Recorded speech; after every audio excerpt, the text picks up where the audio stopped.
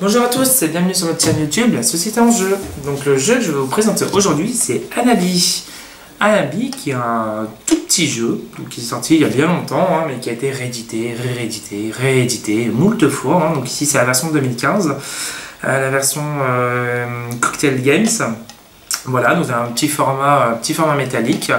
Un jeu très intéressant, je suis bien à 2 joueurs qu'à plus et qui avait remporté il y a un petit bouton je crois en 2005 ou 2006 le Spiel des Jahres qui récompense les meilleurs jeux de société. Donc c'est vrai que c'est assez rare pour les petits jeux, petits formats, généralement c'est des gros jeux quand même ou des jeux de taille un petit peu plus cossue. Et c'est un jeu qui est très intéressant et que j'aime beaucoup. Alors comment se passe une partie d'Anabi? Une partie d'Anabi c'est très simple et ça ne tient qu'en très peu de place, mais en quelques mots. Nous avons plusieurs choses. Nous avons des jetons et nous avons des cartes. Alors, là, je vais tout sortir. Voici. Voilà. Nous avons des cartes et des jetons. Donc, je mets les jetons de côté. Je vais vous parler des cartes. Donc, les cartes ont en fait des différents symboles. Donc, chaque carte a une couleur et une valeur. Je vais vous mettre un des exemples. Voici. Voilà, donc nous avons toutes les couleurs représentées. Donc nous avons le blanc, le vert, le rouge, le bleu, le jaune. Et des valeurs qui vont de 1 à 5. Donc le 1 vert, le 3 rouge, etc. etc. Et nous avons également des petites valeurs numérotées, voilà, bonus. Donc ici c'est un 1 qui est multicolore, donc c'est-à-dire qu'on va pouvoir choisir sa couleur. Aussi bien rouge que vert, que jaune, que blanc, que bleu. Voilà. Donc ici, le but du jeu est de construire un magnifique feu d'artifice. Magnifique, digne du 14 juillet, vous allez épater la galerie. Et pour faire un feu d'artifice, il va falloir aligner des cartes de même couleur et de valeurs successives. Explication. Du coup, chaque joueur va piocher un certain nombre de cartes dépendant du nombre de joueurs. Donc, je mélange toutes les cartes face cachée.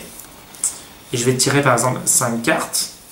Mais attention, contrairement à 95% des jeux de cartes existants, les cartes que nous avons piochées, non seulement je ne les verrai pas, mais c'est les joueurs adverses qui les verront.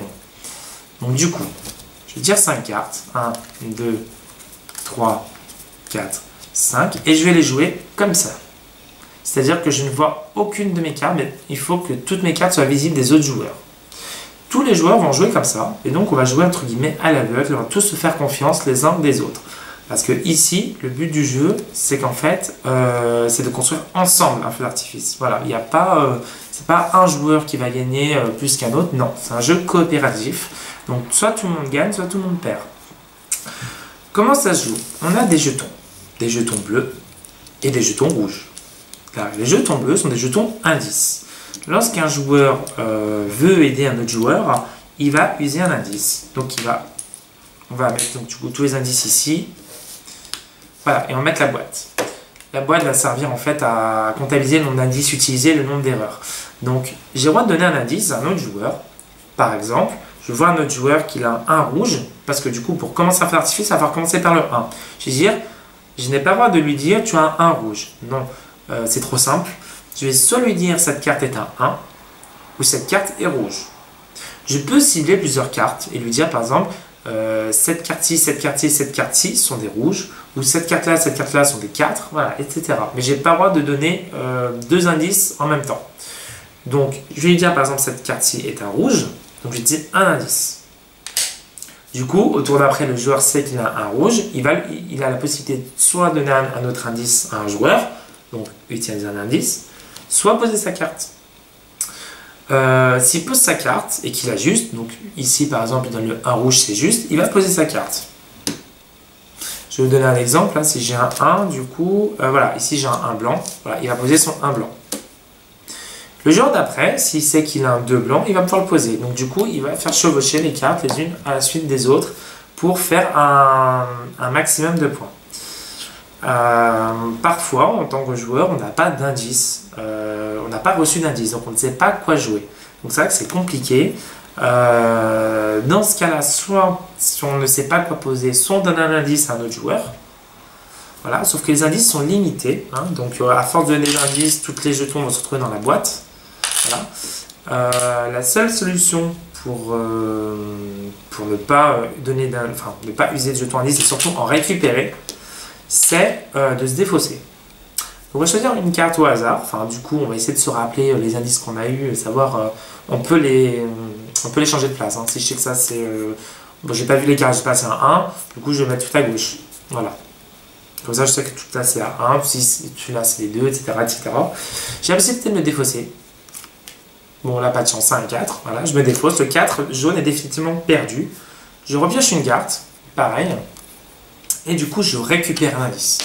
Voilà, du coup, mes autres coéquipiers vont pouvoir bénéficier de cet indice pour aider les autres joueurs à faire le feu d'artifice. Voilà. Donc, nous avons 3 actions. Soit nous donnons un indice, ce que j'ai expliqué. Soit je me défausse et je récupère un indice. Soit je joue ma carte.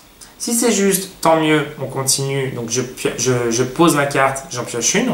Parce qu'il faut toujours être à 5 cartes en main. Enfin, tout dépend du nombre de joueurs qu'on est. Il faut toujours être à 5 cartes en main. Si par exemple je me trompe, voilà, j'ai un 1 blanc, 2 blancs, 3 blancs, j'ai pas de 4 blancs, je joue, j'ai un 5 blanc. Du coup, le 4 n'est pas ressorti.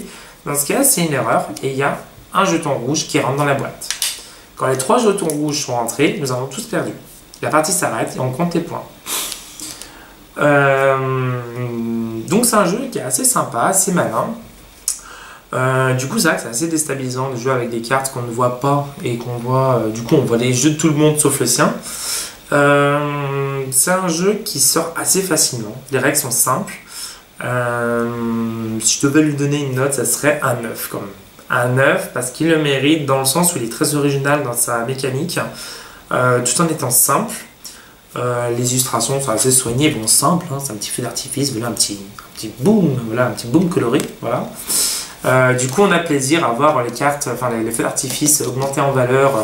Du coup, il faut les faire sur les 5 couleurs, hein, de 1 à 5 blanc, de 1 à 5 vert, etc. etc. C'est vrai que la tension, elle monte au fur et à mesure de l'avancée.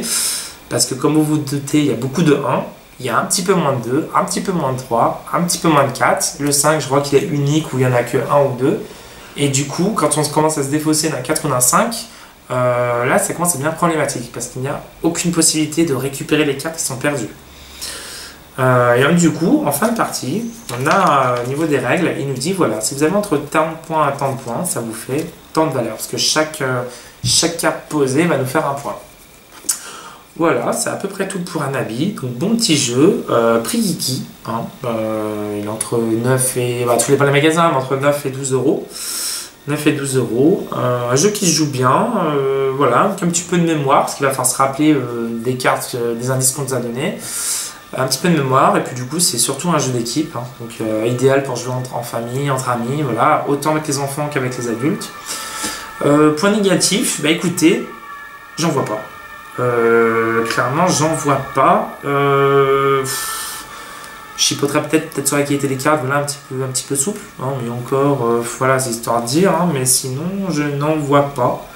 Voilà, peut-être éventuellement, voilà, c'est un joueur qui met peut-être beaucoup de temps à réfléchir, ou ça peut être frustrant si, voilà, on me dit, tiens, vous l'atteindre 2, et puis au prochain tour, il a oublié, voilà, il a oublié, du coup, c'est un peu frustrant de perdre un indice, hein, pour un joueur qui finalement ne joue pas le jeu, ou qui n'a pas forcément beaucoup de mémoire. Voilà, mais c'est tout. Globalement, si on joue avec une équipe équilibrée, ce genre de problème n'arrive pas ou assez peu. Voilà. C'est tout pour Hanabi. Voilà, un vrai petit déluge de bonnes nouvelles et de qualité pour ce jeu. Voilà, tout en couleur, tout en explosion. N'hésitez pas à noter ma vidéo, mettre un petit commentaire, un petit like, vous abonner. Hein. Et puis voilà, n'hésitez pas à prendre ce jeu, à acheter ou à offrir. Hein. Enfin, ça fera toujours plaisir. Et puis à bientôt pour une prochaine vidéo. Salut!